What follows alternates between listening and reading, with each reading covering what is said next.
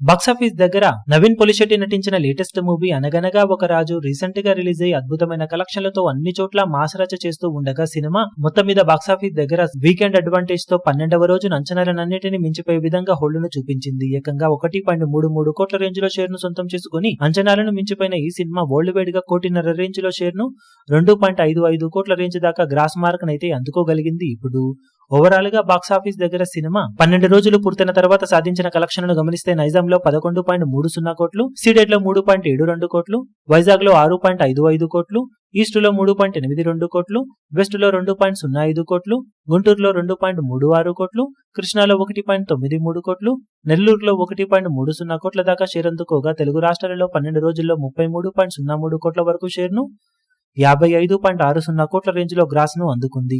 Karnataka, rest of ఇండియాలలో 2.84 కోట్లు, overseas లో 8.52 కోట్ల దాకా షేర్ అందుకున్న సినిమా వరల్డ్ వైడ్ గా 44.41 కోట్ల దాకా షేర్ ను 80 కోట్ల రేంజ్ లో గ్రాస్ మార్క్ ను అందుకుంది.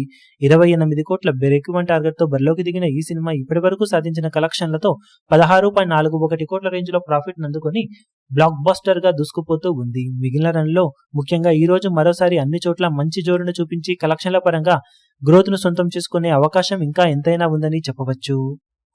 ఈ వీడియో మీకు నచ్చినట్లయితే లైక్ చేయండి, షేర్ చేయండి, ఛానల్ ను సబ్స్క్రైబ్ చేయడం మాత్రం మరవకండి. ఏ చిన్న అప్డేట్ ను మిస్ అవ్వకూడదు అనుకుంటే బెల్ ఐకాన్ ను ప్రెస్ చేయండి.